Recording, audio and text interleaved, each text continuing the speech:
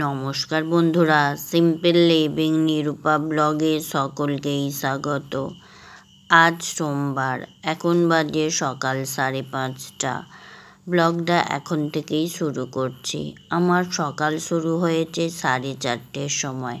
নিজস্ব কিছু কাজকর্ম সেরে নিয়ে আমি 5:15 মধ্যে চলে এসেছি বাস স্ট্যান্ডে। আজকে যেহেতু সোমবার, তাই বাসের লাইন পড়বে প্রচুর। এসে দেখি দুটো বাস এমনিতেই আজকে কেটেছে, প্রচুর ভিড় হয়েছে। এসে তো দেখছি যে এত লাইন পড়েছে যে কোন বাসটা ছেড়ে কোন বাসটায় উঠতে হবে ঠিক নেই, কারণ সিট পাওয়া মুশকিল। অনেকটা দূরে যাব, তাই দাঁড়িয়ে যাওয়া অসম্ভব ব্যাপার হয়ে যাবে।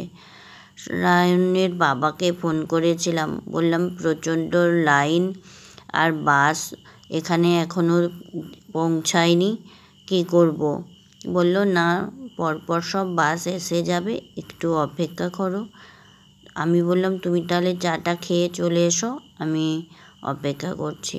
আর বাস স্ট্যান্ড যেহেতু আমাদের বাড়ির সামনেই, সেই জন্য কোনো অসুবিধা নেই।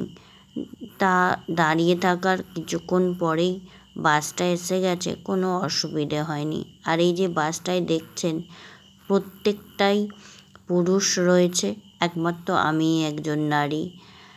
এই বাসে সবাই কিন্তু চাকরির সূত্রেই ভোরবেলার দিকে যায়। আর আমি যাচ্ছি সায়নের স্কুলে।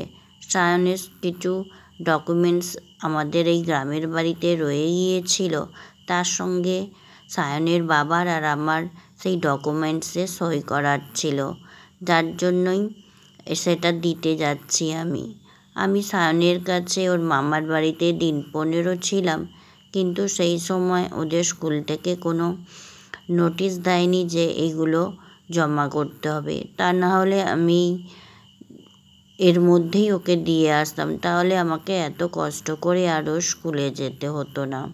আর আজকে শ্রাবণ মাসের শেষ সোমবার, দেখতেই পাচ্ছেন কত ভক্তরা বাবার মাথায় জল ঢালবে বলে দূর দূরান্ত থেকে চলে এসেছে স্নান করে আর জল তুলে বাবার মাথায় ঢালবে।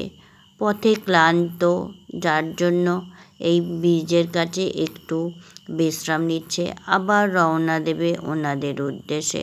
আর দেখুন, জল একদম ভরপুর হয়ে আছে, তেমন জোয়ারও আছে।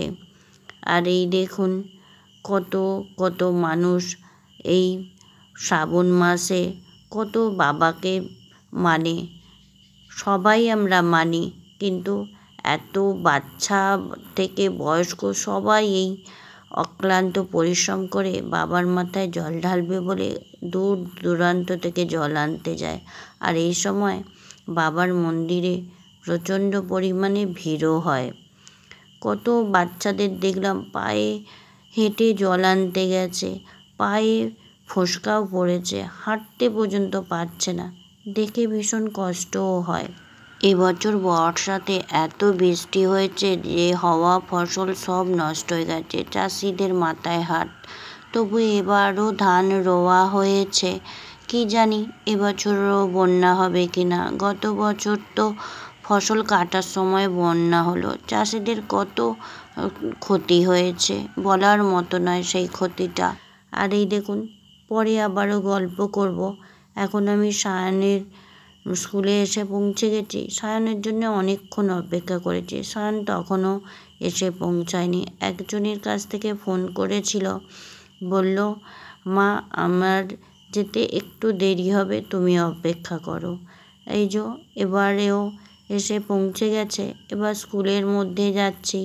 ও বলল তুমি ডকুমেন্টসগুলো এখানেই দিয়ে দাও, তোমাকে আর ভিতরে যেতে হবে না।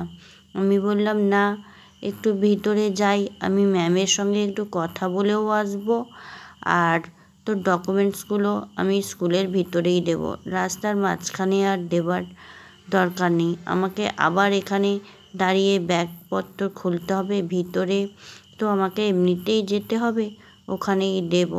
ওই যে গার্ডরা সব দাঁড়িয়ে আছে, এখান থেকে 2টো গেট পেরুলে তবে ওর স্কুলে পৌঁছানো যাবে। ও বলল মা ভিতরে আর তোমাকে এই ভিডিও করতে হবে না। আমি বললাম আমি জানি তোদের স্কুলে এটা অ্যালাও না, আমি ওটা করবও না বলে এই যে আমি ভিডিওটা অফ করে দেব। ওকে জিজ্ঞাসা করলাম, কিরে কি খেয়ে এসেছিস, সঙ্গে জল এনেছিস তো? ও একটু জল খেতে ভুলে যায়। ওকে ডাক্তারবাবু বেশি করে জল খেতে বলেছে, কারণ ওই কদিন আগে ওর শরীর ভীষণ অসুস্থ ছিল। সায়নকে তো দিয়ে চলে এলাম, এবার আমি বাসের জন্য অপেক্ষা করছি। বাস এখনও এসেই পৌঁছাচ্ছে না। দাঁড়িয়ে আছি প্রায় 15 মিনিট। এবার বাস আসার সময় হয়েছে, এখন প্রায় 9টা বাজে।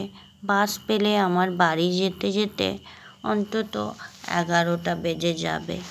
ও বাবা, বাসে তো উঠেছি। এবার আমাদের এই অঙ্কুরহাটির কাছে এত জ্যাম হয়েছে, এখানেও আধ ঘন্টার মতো লেগেই গেল জ্যাম কাটতে।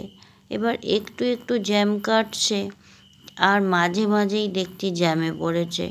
সকালের দিকে এত জ্যাম হয়েছে যে বলার মতো না। এতদিন যাতায়াত করি, এত কখনো জ্যামে পড়েনি। ও বাবা, যাচ্ছি তো যাচ্ছি, মাঝে মাঝে এত বিরক্ত লাগছে কি বলবো, তেমনই গরম হচ্ছে।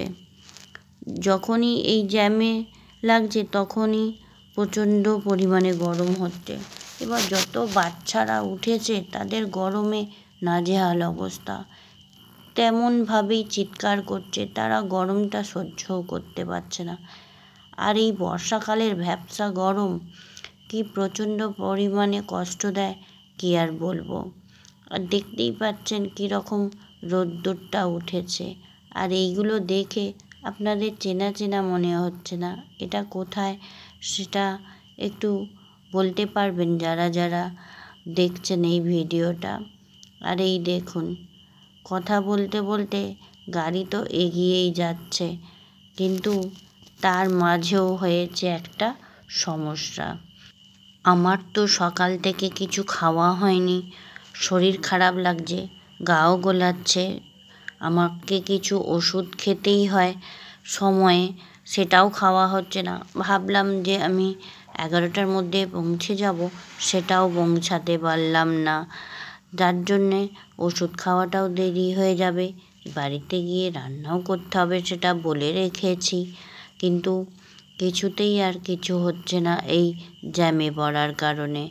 হঠাৎ করেই মনে হলো আমার ব্যাগে তো কিছু খাবার আছে, সেটাই খেয়ে নিই, খেয়ে ওষুধটা খেয়ে নিই। ও বাবা, খাবার পরে দেখলাম যে না, শরীরটা এবার ঠিক লাগছে। তখন ভাবলাম আমার খিদের কারণেই এতটা সমস্যা হচ্ছিল, যেহেতু খাবারটা খেয়ে নিয়েছিলাম শরীরটা ভালোই লাগছিল। ব্লগটা এখানেই রাখছি, দেখা হবে নতুন এক ব্লগে।